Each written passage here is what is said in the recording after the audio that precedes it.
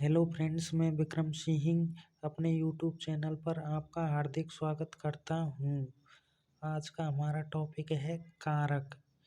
वे शब्द जिनका क्रिया के साथ प्रत्यक्ष रूप से संबंध होता है अथवा जो शब्द क्रिया संपादन करने में उपयोगी सिद्ध होते हैं, कारक कहलाते हैं। संबंध कारक तथा संबोधन कारक का क्रिया के साथ मुख्यतः कोई संबंध नहीं होता है, अतः इन्हें कारक नहीं माना जाता है। इसमें एक तरफ कारक दिए गए हैं और दूसरी तरफ कारक चिन्ह दिए गए हुए हैं। कंपटीशन की एग्ज़ाम में कोई हमको एग्जाम्पल दिया हुआ होता है और उसमें हम कारक को आइडेंटिफाई करते हैं। तो आइए आज हम समझते हैं कि कारक को कैसे आइडेंटिफाई करते हैं। कर्ता कारक। कर्ता कारक कर्ता कारक का पहचान चिन्ह होता है ने और से। कर्ता कारक का पहचान चिन्ह क्या होता है? ने और से। कर्ता कारक का पहचान चिन्ह होता है ने और से। तो हमें एग्जाम्पल देखते हैं कि मोहन ने पत्र लिखा। तो हम इसमें आसानी से ज्ञात कर सकते हैं कि मोहन ने पहचान चिन्ह दिया गया है, जिसके द्वारा हम आसानी से आइडेंटिफाई कर सकते हैं कि मोहन ने पत्र लिखा। तो अतः इसमें कर्ता कारक है। दूसरा एग्जाम्पल हम देखते हैं कि मोहन से पढ़ा नहीं जाता। तो दूसरा कारक चिन्ह भी इसमें दिया गया है कि मोहन से पढ़ा नहीं जाता। इस प्रकार हम कर्ता कारक को आसानी से पहचान सकते हैं। दूसरा आता है हमारा कर्म कारक। कर्म कारक में कारक चिन्ह होता है पहचान करने के लिए को, कर्म को। इस प्रकार मोहन ने सोहन को मारा। एग्जाम्पल में क्लियर दिया गया है कि मोहन ने सोहन को मारा। तो हम इसमें बता सकते हैं कि इस क्वेश्चन में कर्म कारक है। कौन सा कारक है? कर्म कारक है। तीसरा आता है हमारा करण कारक। करण कारक का पहचान चिन्ह होता है से और के द्वारा। से और के द्वारा। मोहन ने कलम से पत्र लिखा। तो हम पता कर सकते हैं कि मोहन ने किस चीज़ से पत्र लिखा? कलम के द्वारा पत्र लिखा। मोहन ने कलम से पत्र लिखा। कलम के द्वारा लिखा गया, अतः इसमें करण कारक है। दूसरा एग्जाम्पल हम देखते हैं कि कलम के द्वारा पत्र लिखा गया। पत्र किसके द्वारा लिखा गया? कलम के द्वारा। इस प्रकार हम करण कारक को आसानी से आइडेंटिफाई कर सकते हैं। चौथे नंबर का हमारा कारक आता है संप्रदान कारक, जिसका पहचान चिन्ह होता है को और के लिए। जिसका पहचान चिन्ह क्या होता है? को और के लिए। तो संप्रदान कारक में हम समझते हैं कि एग्जाम्पल में देखते हैं गरीबों को दान दो। इसमें पहचान चिन्ह दिया गया है को। इससे हम आसानी से ज्ञात कर सकते हैं कि गरीबों को दान दो इस सेंटेंस में संप्रदान कारक है। कौन सा कारक है? संप्रदान कारक। हम दूसरा एग्जाम्पल देखते हैं कि घर के लिए सामान मंगाओ। तो सामान किस चीज़ के लिए मंगाया है? घर के लिए। तो दूसरा पहचान चिन्ह दिया गया है हमारा के लिए। तो इस प्रकार हम बता सकते हैं कि इसमें संप्रदान कारक है।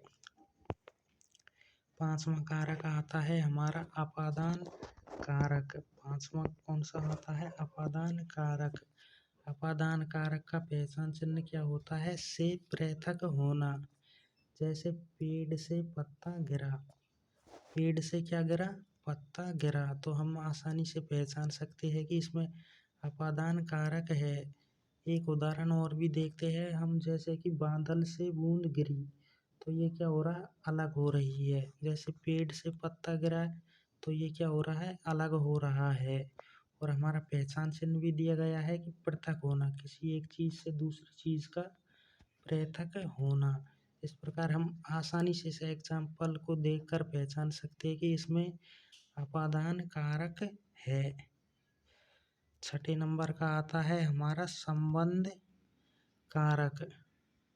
संबंध कारक, संबंध कारक का पहचान चिन्ह होता है का, के, की, रा, रे, री। पहचान चिन्ह कौन से होते हैं? एक तो होता है का, एक होता है के, एक होता है की, एक होता है रा, एक होता है री। तो सबसे पहले एग्जाम्पल में हम देखते हैं कि यह घर श्याम का है। यह घर किसका है? श्याम का।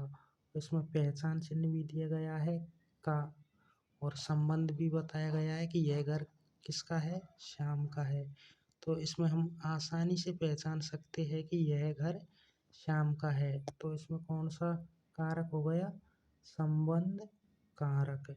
दूसरा एग्जाम्पल हम देखते हैं कि मैं उसके घर जाऊंगा।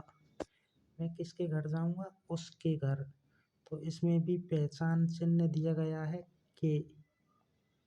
इसके द्वारा हम आसानी से पहचान सकते हैं कि इसमें संबंध कारक है। तीसरा आता है एग्जाम्पल हमारा भाई आया है। तो इसमें रा पहचान चिन्ह दिया गया है। तो इससे हम आसानी से पता लगा सकते हैं कि हमारा भाई आया है। रा पहचान चिन्ह के द्वारा हम इसे आसानी से एग्जाम्पल को ज्ञात कर सकते हैं। तीसरा एग्जाम्पल आता है तेरे पिताजी कहाँ गए। पिताजी कहाँ गए? तेरे पिताजी कहाँ गए? तो तेरे वर्ड में आ रहा है रे। तो इसमें रे पहचान चिन्ह है। इसके द्वारा हम आसानी से बता सकते हैं कि इसमें संबंध कारक है। और लास्ट एग्जाम्पल आता है तुम्हारी पुस्तक कहाँ है। तो इसमें तुम्हारी वर्ड में री, इस पहचान चिन्ह के द्वारा हम आसानी से ज्ञात कर सकते हैं कि इसमें संबंध कारक है। 7वें नंबर का हमारा कारक आता है अधिकरण कारक। कौन सा कारक आता है? अधिकरण कारक। और इसमें पहचान चिन्ह भी दिया गया है अधिकरण में में पर, में या दूसरा होता है पर। तो हम देखते हैं पहले एग्जाम्पल में देखते हैं कि टोकरी में फल रखे हैं। फल किस चीज में रखे हैं? टोकरी में। तो इसमें कौन सा कारक हो गया? अधिकरण कारक। अधिकरण कारक हो गया। दूसरे एग्जाम्पल में हम देखते हैं कि मेज पर पुस्तक रखी है। पुस्तक कहाँ पर रखी है? मेज पर। तो इस एग्जाम्पल को भी हम आसानी से पहचान सकते हैं कि इसमें अधिकरण कारक है। 8वें नंबर का हमारा कारक आता है संबोधन कारक। संबोधन कारक, इसके पहचान चिन्ह भी दिए गए हैं जिनके द्वारा हम आसानी से पहचान सकते हैं हे। तो सबसे पहले एग्जाम्पल में देखते हैं कि हे राम हम पर कृपा करो। तो इसमें हे वर्ड दिया गया है जिसके द्वारा हम पहचान सकते हैं कि इसमें संबोधन कारक है। दूसरा पहचान चिन्ह है अरे। तो दूसरे एग्जाम्पल में हम देखते हैं कि अरे भाई हमारी बात सुनो। तो इसमें अरे पहचान चिन्ह के द्वारा हम आसानी से ज्ञात कर सकते हैं कि इसमें संबोधन कारक है। तीसरे नंबर का एग्जाम्पल आता है ओ मूर्ख ठहर जा। तो इसमें वर्ड आ रहा है पहचान चिन्ह करने के लिए ओ। इससे हम आसानी से ज्ञात कर सकते हैं कि इसमें संबोधन कारक है। इस प्रकार हम कारकों को पूर्ण रूप से समझने में सफल हो जाते हैं। कारकों को पहचानने, कारकों के बारे में जानकारी प्राप्त करने के लिए समास नामक टॉपिक में भी इनकी महत्वपूर्ण इम्पोर्टेंस है जिसके लिए हम इन्हें आसानी से ज्ञात कर सकते हैं।